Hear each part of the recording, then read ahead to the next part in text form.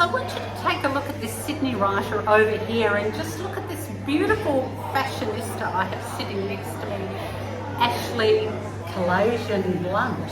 Boy, that's a beautiful double barrel. She's visiting Melbourne, having her Melbourne launch of her book, Dark Mode. You got a copy? No, I don't have a copy. Congratulations. So tell us very quickly, give us a quick pitch of your book.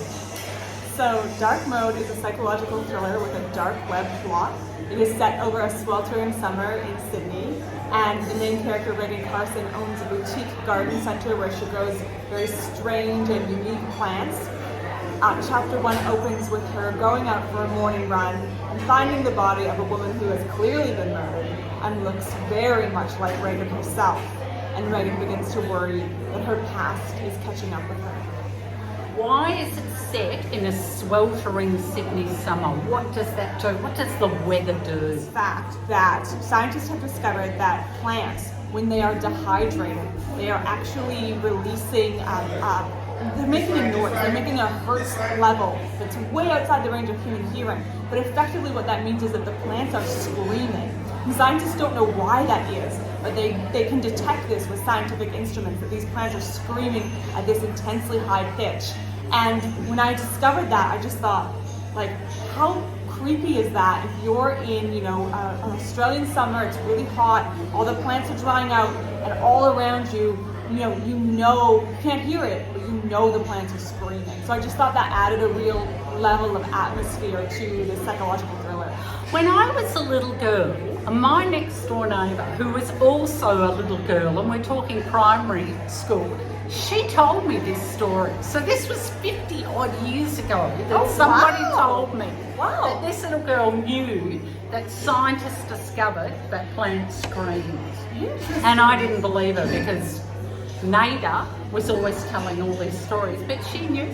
So this has been, Now this is not your first book, this is your third book. So this is your memoir of when you came over from Canada. It's called How to Be Australian. Yes, exactly. Yeah. So that one is a memoir of moving from Canada to Australia and thinking that Australia is just hot Canada and discovering it's very much not. So it's about developing an Australian identity, and it's very warm-hearted. It's a beachy kind of read, but it is about Australian identity. And then the first book is a fiction and collected essays about the historical connections between the Armenian genocide and Australia, which there are actually a lot of. Wow. So how did you make the leap from those two books to crime fiction? Like, did you set out to write this crime fiction? What drew you?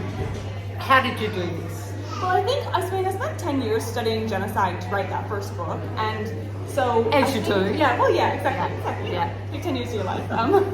But I think, genocide is effectively murder, right? It's murder on a mass scale. So I think I have always been interested in crime, and I've always been a huge crime fiction reader. Like John Grisham was huge, like when he was at his peak was when I was just like starting to read adult fiction. So I've always loved thrillers. And I written these two books, and then I got sick, and I spent a couple years effectively bedbound and listened to hundreds of hours of true crime podcasts. And I think that was when I was like, I think I'm ready to try writing a crime novel. Like, I think I know enough about crime and like investigations, and I was really excited. And so there's a lot of true crime woven into this novel. Like 3 very different books. What is your next book? Another psychological thriller. I'm very excited. Yeah, this is what I want to write. So you are now a crime writer. Yes, exactly. I want to get that tattooed on my chest. I am a crime writer. Yes. And so what are you working on? You're going to give us a hint? Yeah, so it's another psychological thriller, and this one is set in a minus 40-degree winter in Winnipeg, Canada. Oh, so it's not set in Australia. No. So is this a nice thing for you to go home and remember what a Winnipeg winter is like? I mean, I've never forgotten what a Winnipeg winter is like, but it is. Winnipeg is not the city I was born in. I moved there when I was 14. I went to high school and university there, and I got married there, and I always wanted to leave. I was like, never wanted to be there because of the minus 40 winters. And so it is nice writing this book about Winnipeg because the main character is a Winnipeg City tour guide and she knows all about the city. And so I have gotten to discover all these really interesting things about the city through writing this book. Because it is a fascinating city. And if it didn't go to -40, I might be able to live there, but that'll never happen in Winnipeg, I'm sorry. What do you think of Australian writers? What do we do well in Australia about brunch? Besides brunch, of course. We do brunch very well.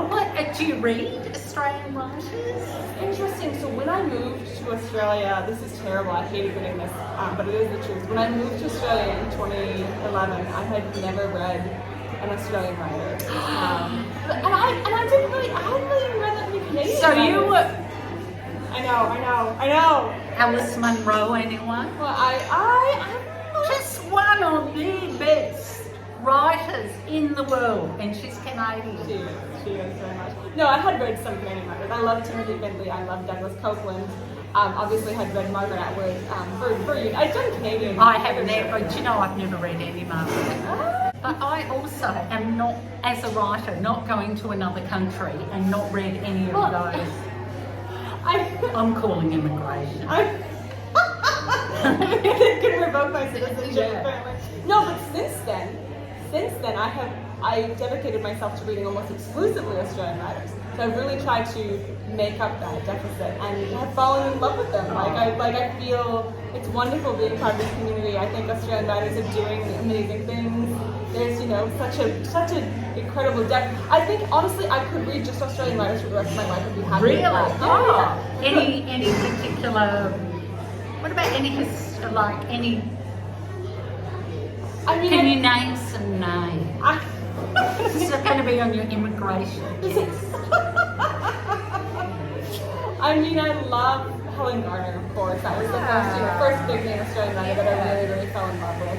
Yeah. I don't read a lot of historic stuff because I've been trying to I'm reading the people that I go for brunch with, basically. Oh, right. That's, Good answer. Right? Good answer. Let's do. Now, if you thought those questions were scary, Ashley, here, hold this. Okay, I'm holding it. Love this. Look at this. It's the salad spinner of. Ready? No. You can never be ready. I'm telling you. Right. Close your eyes. Okay. Close my eyes. Okay.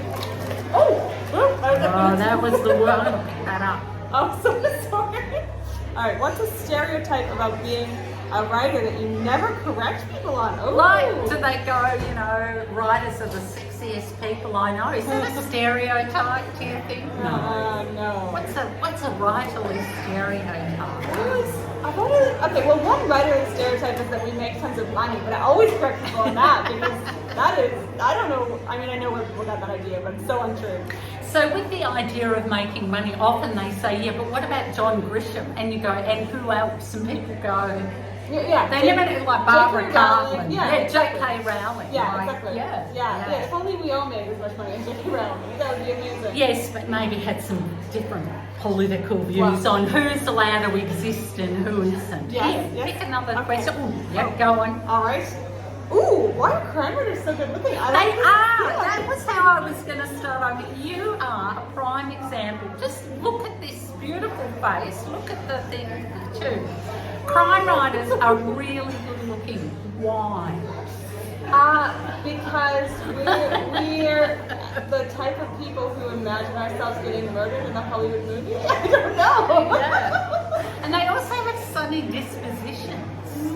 I think this is interesting because I think I was never considered good looking when I was in high school or university. I was never considered good looking. Canadian full of bombshells.